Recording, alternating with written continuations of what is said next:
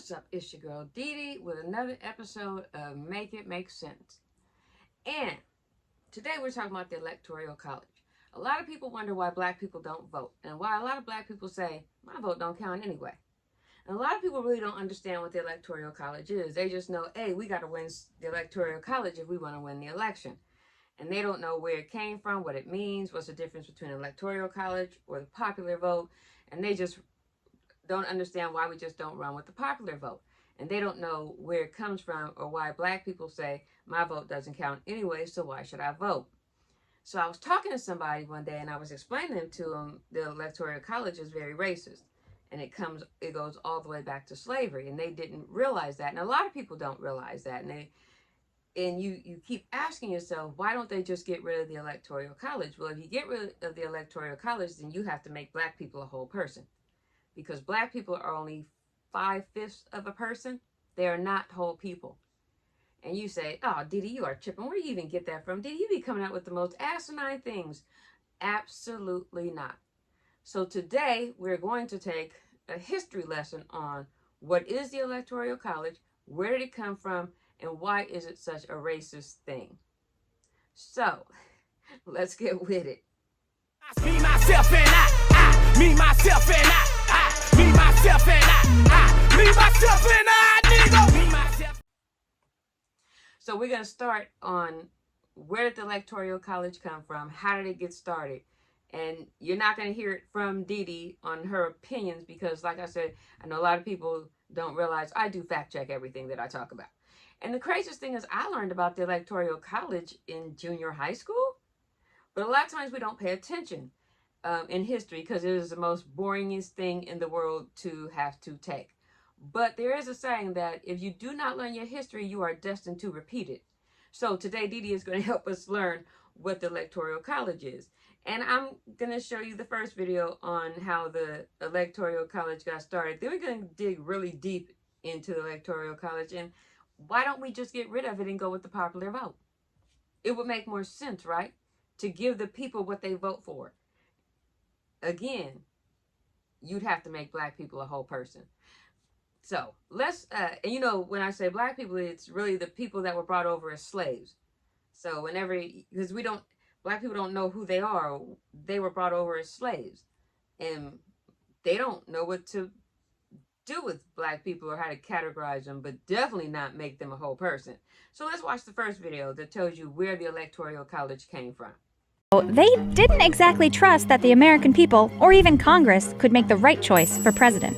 So they compromised and set up a system called the Electoral College, where even if a candidate wins the popular vote, they still might not win the presidency. Think Al Gore's loss to George W. Bush in 2000 and Hillary Clinton's to Donald Trump in 2016. The Electoral College currently consists of 538 electors, 1 for each member of Congress plus 3 for the District of Columbia. Each state is assigned a different allotment of votes based on how many people live there. In 48 states and D.C., the candidate winning the popular vote receives all that state's votes, the exceptions being Nebraska and Maine. Those 2 states assign 2 electoral votes to the winner of the state's overall popular vote and 1 to the winner of each congressional district's popular vote. For a candidate to win the presidency, they must secure at least 270 electoral votes, a majority of the 538. This so-called indirect election process has come under a lot of criticism lately, with detractors calling it undemocratic.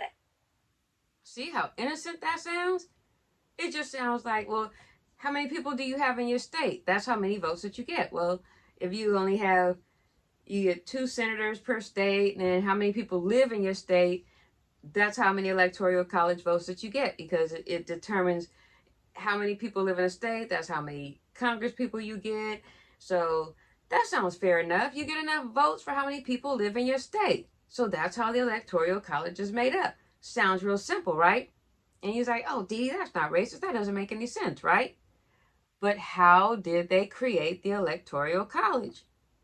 Let's find out. The word slave didn't actually appear anywhere in the Constitution.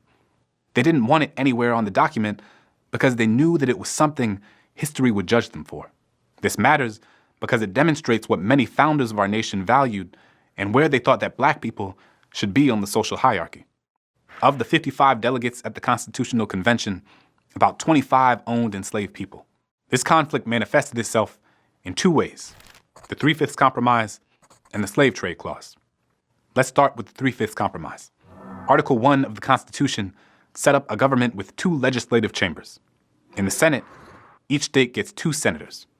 But in the House of Representatives, representation is determined by the population of the state. And these newly minted states had very different compositions. Northern states were more densely populated with white citizens, while southern states were heavily populated with enslaved black people. What this did was create a dilemma.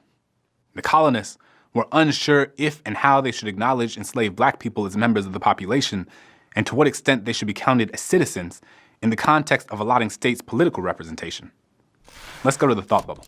Northern delegates did not support including enslaved black people in the population of the southern states, largely because it would give the South more political power. But the southern delegates knew they wouldn't be able to compete in the House of Representatives if enslaved people weren't counted. And this is where we get something called the Three-Fifths Compromise. The Three-Fifths Compromise was a clause in the Constitution that defined enslaved individuals as 3/5 of a human. It was placed in Article 1, Section 2, and it stated that representatives and direct taxes shall be apportioned among the several states which may be included within this union, according to their respective numbers, which shall be determined by adding to the whole number of free persons, including those bound to service for a term of years, and excluding Indians not taxed, 3/5 of all other persons. 3/5 of a person. That doesn't even make sense to say out loud. And it sounds absurd because it is absurd. Even though the South... How do you say a person's 3/5 of a person? Because they were slaves, and that meant they were property. So if you were a slave, you were considered property and not a human being. And as he said, the people that had owned slaves had more people in their states. So therefore, they were like, well, we're not going to get enough votes because the people that don't own slaves, they will end up with more votes. So that's not going to work for us politically. So let's include our slaves in our numbers. But we don't want to make them whole people. But we still want to take advantage of them. Do you understand where he's going? So we need their numbers, but we don't need them to be whole people. Let's continue. South would have loved for black people to fully count for political purposes. This legislative compromise, which turned black people into fractions, came to serve as a larger metaphor for the way that black people were seen by many as less than human. The implications of this decision were profound. It changed the dynamics of the House of Representatives and the Electoral College.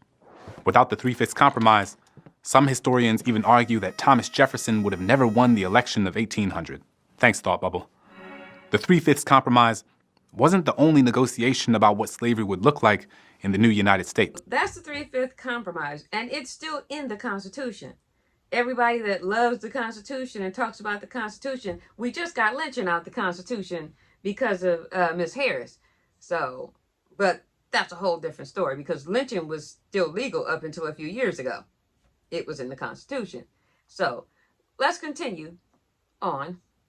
Without saying the word slave, what this clause essentially said was, until 1808, the migration or importation of enslaved individuals of African descent cannot be regulated by the federal government, but only by the states, to allow for each entity to make the best economic decision for their white citizens.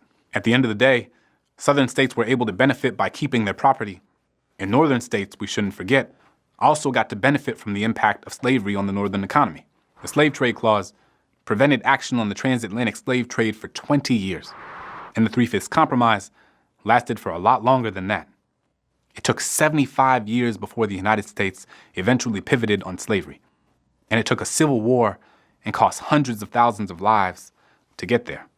So, what can we say about the Constitutional Convention? I mean, what can we say about the Founding Fathers? So often we're taught about how great they were and how great this founding document they wrote is. But remember that nearly half of the delegates at the Constitutional Convention owned enslaved people. How many of them owned enslaved people who wrote the Constitution? It's important to understand who was and who wasn't included in their vision for this new nation. Who would be the beneficiaries of this promise of democracy, and whose bodies would be used and cast aside in pursuit of it. Sometimes, American history demands that we hold sets of complicated truths at the same time. These delegates at the Constitutional Convention founded a country that would go on to create unprecedented opportunity and upward mobility for millions of people across generations. But it did so at the direct expense of millions and millions of other people. Both are true, and both are America. And holding multiple truths that seem at odds with one another, well, that's American history in a nutshell. So you would think, okay, so after slavery ended and people that came over in the transatlantic slave trade, they're free now, right? So shouldn't there be some adjustments? Because after all in all, we're not going to go through the long history. When they were given the right to vote, why didn't we just get rid of the Electoral College? Because now everybody is supposed to be considered equal now, right? So why do we still have the Electoral College? Why were there no amendments made to get rid of the Electoral College? Because now we're all equal. There's no more slaves. So they don't need to be 3/5 of a person anymore, correct? So what did they do to the Constitution to correct this problem? I mean, shouldn't we go back in and try to fix it? Because all of a sudden we're all equal. One nation under God, correct? So let's see what they did to amend the 3/5 rule. Let's see how they fix that. Since we still have the Electoral College. Because this isn't a racist nation. So let's see what they did. College. And while the framers expected this process would need to be updated, the way we select a president has only been amended once, in 1800, 220 years ago. During that amendment process, there was talk from northern states about just doing away with the Electoral College altogether. But southern states had no incentive to get behind this, so the Electoral College remained. And after the Civil War and the passage of the 13th Amendment abolishing slavery, their resistance to direct election only grew stronger. It's the oh crap moment, because now we've got rid of slavery. So what happens to 3/5? It becomes 5/5, because now technically everyone is free. Suddenly. So it goes from 3/5 to 5/5, because technically everybody is free. So people that were brought over here, worked for free, built a country, were deemed not to be slaves anymore. We're still not deemed a whole person. It was the oh crap moment. So I guess they just thought they were going to have slaves forever and ever. So when the slaves became free after fighting in a civil war to help you keep your freedoms, they could not earn the right to be a whole person. It is now 2024. And it is still 5/5 of a person. All those generations later, because people say, you need to just forget slavery. What's that got to do with me?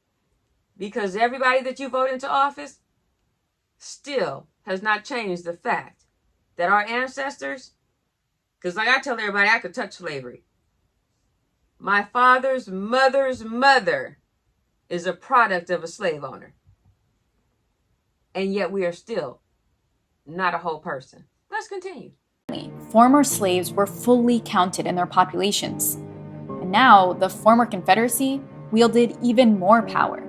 Because the Electoral College system rewards population over participation, Southern states started to systematically keep Black citizens from voting. So actually, the South is going to have more seats in the Electoral College than ever before, more seats in the House of Representatives, and they're not letting their people vote.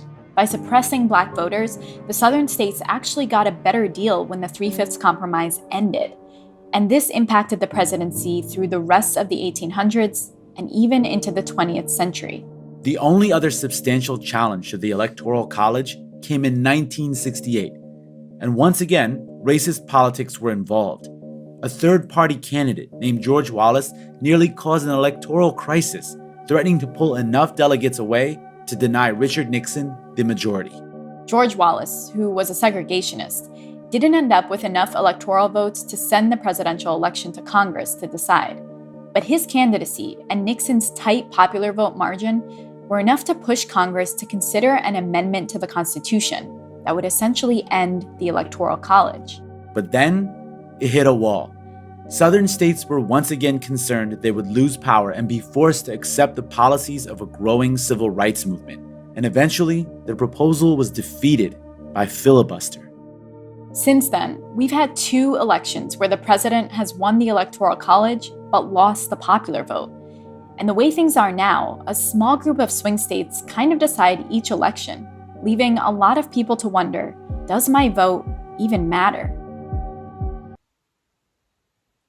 So when you are out there, you're pleading your case for your politician, and you say, a lot of times it does come down to women and the black vote. The black vote will push it over. Could you imagine?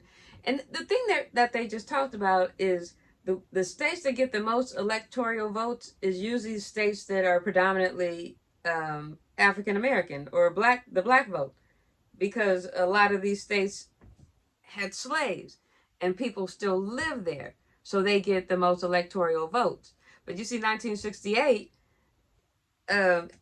it almost went to the House, and they had the opportunity to change it in 1968, and they still would not make black people a whole person. So sometimes when you hear a black person say, that don't have nothing to do with me, I don't vote, now you understand why. Because once someone tells them about that, they still say 3/5, but it's the 5/5 law. Black people are 5/5 of a person. They're not even a whole person. So this is why sometimes when you hear it, you'll understand why they say they don't vote and their vote doesn't count. So many people were whipped and beaten and harassed and just treated so badly for that opportunity to vote. They gave them tests like how many jelly beans in a jar. I mean, the test to just vote was ridiculous on what they did to black people to keep them from voting. Jim Crow came around after they did get their voting rights. And I mean, it was just a hot mess. So now you understand why the Electoral College is racist. You can understand what the Electoral College stands for. So when someone asks you about the Electoral College and you revert them to Dee Dee's video to explain to them what the Electoral College is, because when it's explained, they don't tell you where it came from. And that slave owners created the Electoral College to benefit them in elections. And it still does, because when the elections come down to 1 or 2 states that's not yours, then you say, well, California don't matter. Florida don't matter. You already know Florida's going to go Republican. California's going to go Democrat. So, a lot of times you're like, why should I vote? And the states that have more people in it, they have more say-so in the House. I mean, each state only gets 2 senators, but you get more House representation. And does the House, and the sad part is the House does represent more of what the country looks like now. You do see a big plethora of a rainbow in the House that you do not see in the Senate. The Senate is still predominantly old Caucasian men. Still pretty much runs the Senate. Like the people who created your Constitution, who could not see slaves ever being anything but a slave. So it's your girl Dee Dee. That is the Electoral College. If you didn't know, now you know. Thanks to your girl. I'll catch you on the next. Please make this make sense, because it just absolutely does not. I'll see you on the next one. Me, myself, and I, me, myself, and I, me, myself, and I, me, myself, and I.